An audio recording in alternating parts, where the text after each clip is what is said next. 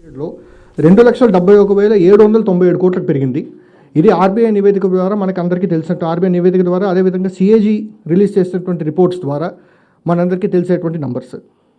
ఇవి కాకుండా తర్వాత ప్రస్తుత ప్రభుత్వ హయాంలో ఆర్బీఐ మొన్న రిలీజ్ చేసినటువంటి ఫిగర్స్ ప్రకారం 31 మార్చ్ 2023 నాటికి అది 4,28,715 కోట్లకు పెరిగింది. అంటే 2,71,000 కోట్ల నుంచి 4,28,715 కోట్లకు పెరిగింది. ఇది టోటల్గా రాష్ట్రానికి ఉన్నటువంటి అప్పు. అంటే వీటిలో రకరకాల కేటగిరీస్ ఉంటూ ఉంటాయి. పబ్లిక్ డెట్లో మీకు ఏంటంటే ఓపెన్ మార్కెట్ బారోయింగ్స్ ఉంటాయి, సెంట్రల్ గవర్నమెంట్స్ నుంచి తీసుకున్న అప్పులు ఉంటాయి, నబార్డు ఇతర ఫైనాన్షియల్ ఇన్స్టిట్యూషన్స్ నుంచి తీసుకున్న అప్పులు ఉంటాయి, అదేవిధంగా వేరియస్ బాండ్స్ ఇష్యూ చేసి ఉంటాయి, ఉదయ్ బాండ్స్ ఉంటాయి. ఇవన్నీ కలిపి పబ్లిక్ డెట్ కింద మనం చెప్తాం. అదేవిధంగా పబ్లిక్ అకౌంట్ కూడా ఉంటుంది. అంటే provident fund, reserve funds, deposits, తర్వాత మీరు ఇష్యూ చేసినటువంటి పిఎఫ్ అమౌంట్స్ అవన్నీ కూడా కలిపితే మొత్తం మన పబ్లిక్ అకౌంట్ అని చెప్పుకోబడే పబ్లిక్ అకౌంట్. సో ఇవన్నీ కలుపుకుని టోటల్గా రాష్ట్ర అప్పు అనేటువంటిది ఏ విధంగా పెరిగిందో మనం చూసుకుంటూ వచ్చాం. అదేవిధంగా ప్రభుత్వ పూచికత్తుతోటి వివిధ సంస్థలు చేసినటువంటి అప్పులు కనుక ఎంత అనేటువంటి విషయం మనం చూస్తే స్టేట్ బైఫర్కేషన్ నాటికి ఉమ్మడి రాష్ట్రంలో ఎంత పూచికత్తులు అయితే ఉన్నాయో ఆ పూచికత్తుల్లో ప్రస్తుతం ఆంధ్రప్రదేశ్ రాష్ట్రానికి ఎంత పూచికత్తులతో చేసినటువంటి సంస్థలకు సంబంధించిన అప్పులు వచ్చాయంటే 14,000 కోట్లు బైఫర్కేషన్ నాటికి అంటే యాక్చువల్గా స్టేట్ బైఫర్కేషన్ నాటికి అంటే 2 జూన్ 2014 నాటికి 14,028 crores ఉంటాయి. అది కాస్త టీడీపీ హయాంలో 59,257 కోట్లకు పెరిగింది. తర్వాత ఈ 4 ఏళ్ల పీరియడ్లో 59,000 కోట్లు కాస్త 1,44,000 కోట్లకు పెరిగింది. So total state government liabilities అంటే గవర్నమెంట్కి ఉన్నటువంటి అప్పు అండ్ గవర్నమెంట్ పూచికత్తుతోటి సంస్థలు చేసినటువంటి అప్పు ఏదైతే కంటింజెంట్ లైబిలిటీస్ అని మనం చెప్తాం. అంటే ఈ రోజు లైబిలిటీ కాదు, కాకపోతే గవర్నమెంట్ గ్యారంటీ ఉంది కాబట్టి దాన్ని కంటింజెంట్ లైబిలిటీస్ కింద పరిగణించాలి. కాబట్టి డైరెక్ట్ లైబిలిటీస్, కంటింజెంట్ లైబిలిటీస్ రెండు కనుక కలుపుకుంటే బైఫర్కేషన్ నాటికి 1,32,000 కోట్లు ఉన్నది. టీడీపీ ప్రభుత్వం పూర్తయ్యే నాటికి 3,31,000 కోట్లకు పెరిగి ఆ తర్వాత 5,73,000 కోట్లకి ప్రస్తుత ప్రభుత్వ హయాంలో ఇంతవరకు పెరిగింది. అంటే మీరు అంటే సిఏజీఆర్ అంటే సంవత్సరానికి ఎంత శాతం పెరిగితే ఈ అప్పు అనేటువంటిది ఈ లెవెల్కి చేరుకుంటున్న విషయం మనం క్యాలిక్యులేట్ చేసుకుంటే ప్రతి సంవత్సరం 20% పెరిగితే టీడీపీ హయాంలో అప్పు అనేటువంటిది 1,32,000 కోట్ల నుంచి 3,31,000 కోట్లకు పెరిగింది. అదేవిధంగా ప్రస్తుత ప్రభుత్వ హయాంలో 15.42% పెరిగింది. 5,53,000 కోట్లకు పెరిగింది. ఇది కాకుండా గ్యారంటీస్ లేకుండా అంటే ప్రభుత్వ పూచికత్తు లేకుండా పవర్ సెక్టర్లో జరిగినటువంటి బారోయింగ్స్ కనుక మనం పరిగణలోకి తీసుకుంటే నిజానికి ఈ లైబిలిటీస్కి ప్రభుత్వం ఏ రకంగానూ కూడా బాధ్యత వహించాల్సినటువంటి అవసరం లేదు. బికాస్ కాంట్రాక్ట్ యాక్ట్ కింద ప్రభుత్వం ఎప్పుడు కూడా ఈ లైబిలిటీస్ గ్యారంటీస్ ఇవ్వలేదు. కాబట్టి ఏ విధమైనటువంటి బర్డెన్ కూడా ప్రభుత్వం మీద ఉండదు. And it's not guarantee debt కానటువంటి డెట్. కాకపోతే పదే నాన్ గ్యారంటీ రుణాలు అనేటువంటి కూడా రాష్ట్రం మీద ఉన్నటువంటి భారంగా మాట్లాడుతున్నారు. కాబట్టి అది కూడా కనుక మనం కలుపుకుంటే ఎంత ఉంటుంది అనేటువంటి చెప్పే ప్రయత్నంలో అవి కూడా ఇంక్లూడ్ చేస్తాం. ఇప్పుడు నిజానికి కేంద్ర ప్రభుత్వం కింద చాలా సంస్థలు ఉంటాయి. ఎస్బీఐలో సెంట్రల్ గవర్నమెంట్ షేర్ ఉంటుంది, హెచ్పిసిఎల్, బీపీసీఎల్, ఐఓసీఎల్, చాలా కంపెనీ, ఎన్టీపీసీ, చాలా ఎంటిటీస్లో కూడా కేంద్ర ప్రభుత్వం షేర్ ఉంటుంది. బట్ ఆ సంస్థలో ఉన్నటువంటి అప్పు ఎప్పుడు కూడా మనం కలిపి సెంట్రల్ గవర్నమెంట్ అప్పు కింద మనం ఎప్పుడు చెప్పం మనం. బికాస్ వాటికి ఎప్పుడు పూచికత్తు ఉండదు. వాటి సొంత సామర్థ్యం మీద చేసుకునేటువంటి అప్పులు వాటి సొంతంగా ఇండిపెండెంట్ కార్పొరేషన్స్. కాకపోతే ఇక్కడ ఏంటంటే పదే ఈ విషయం అనేటువంటి లేవనెత్తుతున్నారు. కాబట్టి అది కూడా కలుపుకుంటే ఏ విధంగా ఉంటుంది అనేటువంటి విషయం తీసుకెళ్ళి చూపిస్తూ టోటల్గా నాన్ గ్యారంటీడ్ లోన్స్ అంటే నాన్ గ్యారంటీడ్ లోన్స్ ఏవైతే ఉన్నాయో అవి కూడా కలుపుకుంటే ఏంటి పరిస్థితి విషయం చూపించుకుంటూ వచ్చాం మనం. దీంట్లో బైఫర్కేషన్ నాటికి టోటల్ పవర్ సెక్టర్ కార్పొరేషన్స్ అంటే డిస్కామ్స్, ట్రాన్స్కో అండ్ జెన్కో అంటే మీకు విద్యుత్ పంపిణీ సంస్థలు, విద్యుత్ని ట్రాన్స్మిట్ చేసే సంస్థ, విద్యుత్ ఉత్పత్తి చేసేటువంటి రాష్ట్రానికి సంబంధించినటువంటి ఏపీ జెన్కో సంస్థ, వీటన్నిటిలో ఉన్నటువంటి యొక్క అప్పు ఎంత అనేటువంటి కనుక చూస్తే మనం 29,700 కోట్లు ఉంటుంది బైఫర్కేషన్ నాటికి. ఇవన్నీ యాన్యువల్ అకౌంట్స్ నుంచి తీసుకోబడ్డ నంబర్లు. యాన్యువల్ అకౌంట్స్ ఇవన్నీ గవర్నమెంట్ కార్పొరేషన్స్ అవ్వడం వల్ల ఇవన్నీ కూడా CAG audited numbers, annual accounts నుంచి తీసుకోబడినటువంటి నంబర్స్. సో 29,703.04 crores ఉంటుంది బైఫర్కేషన్ నాటికి. ఈ సంవత్సరాలన్నింటిలోని అగ్రిగేట్ అప్పు కాస్త 69,596 కోట్లకు పెరిగింది. తర్వాత అది 97,492 కోట్లకు పెరిగింది ప్రస్తుత ప్రభుత్వంలో 4 ఏళ్ళు పూర్తయ్యే నాటికి.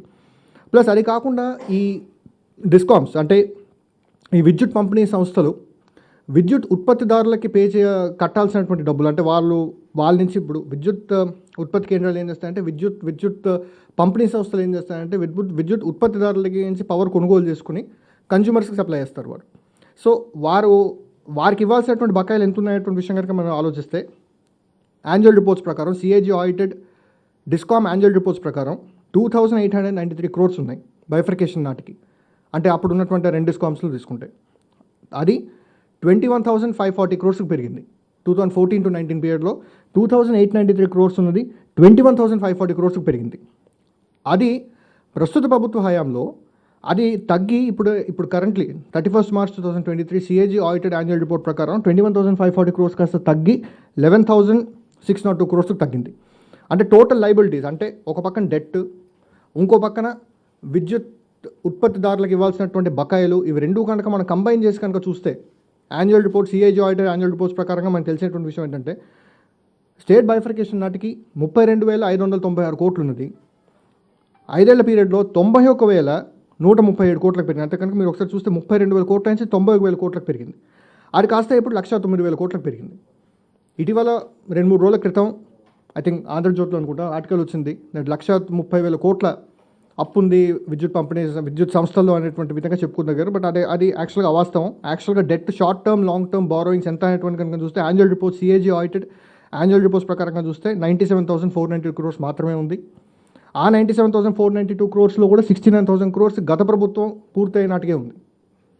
యూజువల్గా మనం ఏంటంటే ఇప్పుడు ఒక న్యూస్ పేపర్ ఒక రిపోర్ట్ రాస్తున్నప్పుడు ఇంత అప్పు ఉంది అంటే అప్పంతా కూడా ప్రెజెంట్ ప్రభుత్వానికి ఆపాదించేటువంటి ప్రయత్నం జరుగుతుంది. అది సమంజసం కాదు. ఎందుకంటే ఇప్పుడు ఈ 97,000 కోట్లలో 69,000 కోట్లు గత ప్రభుత్వం ఎండ్ అయినట్టుగా ఉన్నటువంటిది ఆడిటెడ్ యాన్యువల్ అకౌంట్స్ చెప్తున్నాయి. 69,000 కోట్లు కాస్త 97,000 కోట్లకు పెరిగింది. కాబట్టి ఇదంతా మొత్తం అంతా కూడా 97,000 కోట్లు ప్రస్తుత ప్రభుత్వానికి ఆపాదించడానికి ప్రయత్నించేటువంటి కరెక్ట్ విషయం కాదు. ఇన్ఫ్యాక్ట్ ఇప్పుడు నెక్స్ట్ లైన్ కనుక మీరు చూస్తే ఈ నాన్ గ్యారంటీ డెట్, ఇప్పుడు దీంట్లో ఈ టోటల్ డెట్లో మీరు పైన చూసినటువంటి column total debt power sector కార్పొరేషన్స్లో 99,000 కోట్లకి సంబంధించిన దాంట్లో కొంతవరకు ప్రభుత్వ పూచికత్తుతో చేసినటువంటి రుణాలు కూడా ఉన్నాయి.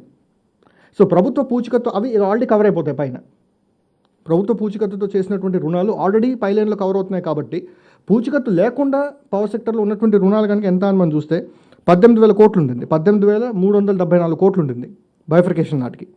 అది 59,692 పెరిగింది. అది ప్రస్తుత ప్రభుత్వ హయాంలో 53,000 కోట్లకు తగ్గింది. అంటే పూచికత్తు లేకుండా ఉన్నటువంటి అప్పులు, పూచికత్తుతో ఉన్నటువంటి అప్పులు పెరిగి ఉండొచ్చు, టోటల్ అప్పులు పెరిగాయి.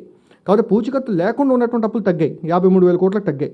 సో నాన్ గ్యారంటీడ్ లోన్స్ కనుక తీసుకుంటే టీడీపీ హయాంలో సంవత్సరానికి ప్రతి సంవత్సరం 30% సిఏజీఆర్ చప్పున పెరుగుకుంటూ పోయి మీకు 21,000 crores కాస్త 81,000 crores పెరిగింది. అంటే బకాయిలు ప్లస్ అప్పు కనుక తీసుకుంటే. అటువంటిది ప్రస్తుత ప్రభుత్వ హయాంలో ప్రతి సంవత్సరం 5.79% తగ్గి మీకు 81,000 crores కాస్త 64,000 crores వచ్చింది. సో ఇప్పుడు కనుక మీరు మీరు కనుక ఈ షీట్ మీద మీరు ఫోకస్ చేస్తే టోటల్ లైబిలిటీస్ ఎన్ని ఉన్నాయనేటువంటి కనుక చూస్తే అంటే రాష్ట్ర ప్రభుత్వానికి సంబంధించిన డబ్బు, ప్రభుత్వ పూచికత్తుతోటి వివిధ సంస్థలు చేసినటువంటి అప్పు, పూచికత్తు లేకుండా పవర్ సెక్టర్లో చేసినటువంటి అప్పు అండ్ పవర్ సెక్టర్లో ఉన్నటువంటి బకాయిలు కనుక మీరు పరిగణలోకి తీసుకుంటే టోటల్గా ఎంత మీకు అప్పు ఉంది అనేటువంటి విషయం మనకు అర్థమవుతుంది. మనకి అంటే బియాండ్ దిస్ రాష్ట్రంలో ఏ విధమైనటువంటి అప్పులు ఉండేటువంటి అవకాశం లేదు. ఇది సో టోటల్గా అన్ని రకాల అప్పులు కూడా పరిగణలోకి తీసుకుంటే ఎంత వస్తున్నటువంటి తీసుకుంటే 153,346 కోట్లు ఉంటుంది. 153,346 కోట్లు ఉంటుంది బైఫర్కేషన్ నాటికి. అది పెరిగి టీడీపీ హయాంలో 4,12,288 కోట్లకు పెరిగింది. అది ప్రస్తుత ప్రభుత్వ హయాంలో 6,38,000 కోట్లకు పెరిగింది. ఇది సో టోటల్ అప్పు కనుక మనం తీసుకుంటే టోటల్ అంటే అది అప్పు అనలేం, అంటే మొత్తం అన్నీ కూడా ప్రభుత్వ అప్పు, ప్రభుత్వ పూచికత్తు ఏమాత్రం లేకుండా సంస్థలు చేసినటువంటి అప్పు, ఈ విధంగా కంబైన్ చేయడం కూడా యాక్చువల్గా అనవసరమైనటువంటి విషయం. బికాజ్ ఈ అప్పుల మీద, ఈ పూచికత్తు లేనటువంటి అప్పుల మీద ప్రభుత్వం మీద ఏ విధమైనటువంటి వారి రెస్పాన్సిబిలిటీ లేకపోయినప్పటికీ కూడా కంటిన్యూస్గా పేపర్స్లో వస్తున్నటువంటి విషయం దృష్టిలో పెట్టుకుని అవన్నీ కూడా కంబైన్ చేసినప్పుడు కూడా చూస్తే 2014-19లో 21.87% సిఏజీఆర్ చప్పున పెరిగింది. అదేవిధంగా ప్రస్తుత ప్రభుత్వ హయాంలో 12.07% సిఏజీఆర్ చప్పున పెరిగింది. ఇక్కడ చూపించినటువంటి ప్రతి నంబరు కూడా పూర్తి ఆధారాలతో చూపించినటువంటి number. Public debt public account పూర్తిగా ఆర్బీఐ నివేదిక ద్వారా ఇచ్చినటువంటి number. Government guaranteed public sector అండర్టేకింగ్స్లో ఎంత అప్పు ఉంది అనేటువంటి విషయం, అసలు ప్రభుత్వ పూచికత్తు ఏ రకంగా ఇస్తున్నటువంటి విషయం మన కనుక చూస్తే ఎఫ్ఆర్బిఎం లిమిట్స్కి లోబడి ప్రభుత్వం పూచికత్తు ఇస్తుంది. ఆ ఎఫ్ఆర్బిఎంలో సెక్షన్ 15 ప్రకారం రూల్స్ని వాళ్ళు ఫార్ములేట్ చేస్తారు. ఆ రూల్స్లో రూల్ 6 ప్రకారం ఫామ్ D4 ఇష్యూ చేసి ప్రతి సంవత్సరం కూడా ప్రభుత్వం లెజిస్లేచర్ ముందు ప్లేస్ చేయాల్సి ఉంటుంది ఎంత గ్యారంటీస్ ఉన్నాయని. దాంతోపాటుగా వాల్యూమ్ 5 కూడా ప్రభుత్వం ప్రతి బడ్జెట్ అప్పుడు కూడా వాల్యూమ్ 5 ఎనెక్షర్లో భాగంగా వాల్యూమ్ 5 కూడా ప్రజల ముందు వచ్చి ప్రతి సంస్థ ద్వారా ఎంతెంత అప్పు, ఎంత గ్యారంటీ ఇవ్వబడింది, ఎంత గ్యారంటీ ఉపయోగించబడింది, ఆ ఉపయోగమైన లోన్ ఇప్పుడు ఎంత అవుట్ స్టాండింగ్ ఉంది, లోన్ ఎంత పెరిగింది, లోన్ ఎంత తగ్గింది, అన్ని రకాల డీటెయిల్స్ డేట్ వైజ్ మొత్తం అంతా ఈ బుక్లో క్యాప్చర్ అయి ఉన్నాయి. అండ్ ఈ బుక్లో ఉన్నటువంటి డేటా ఆధారంగానే ఇక్కడ టోటల్గా మనకి స్టేట్ గవర్నమెంట్ గ్యారంటీ డెట్ ఎంత అనేటువంటి కూడా దీంట్లో ఇవ్వడం జరిగింది. అది కాకుండా non guaranteed power sector corporations, because power sector corporations అన్ని కూడా కంపెనీస్ యాక్ట్ కింద స్థాపించబడినటువంటి ఫర్మ్స్ కాబట్టి, స్థాపించబడినటువంటి ఎంటిటీస్ కాబట్టి వాటన్నిటికీ కూడా క్లియర్ లీగల్ ప్రొవిజన్స్ ఉన్నాయి ఏ రకంగా ఆడిట్ జరగాలి. అండ్ ఆడిట్ జరిగిన తర్వాత మళ్ళీ సిఏజీకి వెళ్ళడం, అండ్ సిఏజీ వాటిని చూసి వాళ్ళు సిఏజీ ఆడిట్ కూడా కంప్లీట్ అయిన తర్వాత యాన్యువల్ రిపోర్ట్స్ రిలీజ్ అవుతాయి కాబట్టి దాని ప్రకారంగా ఉన్నటువంటి నెంబర్స్ ఇవి. సో దీంట్లో ఉన్నటువంటి ప్రతి నెంబర్ కూడా, ఏ నెంబర్ కూడా ప్రొవిజనల్ నెంబర్ కాదు, దీంట్లో ఉన్నటువంటి ప్రతి నెంబర్ కూడా దీనికి ఒక బేసిస్ ఉంది. ఒక ఇండిపెండెంట్ ఏజెన్సీ, స్టేట్ గవర్నమెంట్ కాకుండా ఒక బేసిస్ ఉంది వచ్చినటువంటి నెంబర్స్ ఇవన్నీ ఇప్పుడు మీ ముందు ఉంచడం జరిగింది. ఇప్పుడు దీంట్లో ఒక అభియోగం యూజువల్గా మనందరం పదే చూసేది ఏంటంటే అనధికారమైనటువంటి ఒక అప్పు ఏదో చేయబడుతోంది అంటే ఎక్కడ పడితే అక్కడ రాష్ట్ర ప్రభుత్వం అప్పులు చేస్తుంది, ఎలా పడితే అలా అప్పులు చేస్తుంది, ఏ విధంగా పడితే అప్పులు చేస్తుంది, ఏది కనపడితే తాకట్టు పెట్టి అప్పులు చేస్తుంది. ఇటువంటి ఒక అనధికారమైనటువంటి అప్పు అనేటువంటిది అసలు ఇది అంటే ఒక ఒక అండర్స్టాండింగ్ ఆఫ్ పబ్లిక్ ఫైనాన్సెస్ ఉన్నట్టుగా అనిపించదు. బికాస్ ఇవన్నీ చూస్తే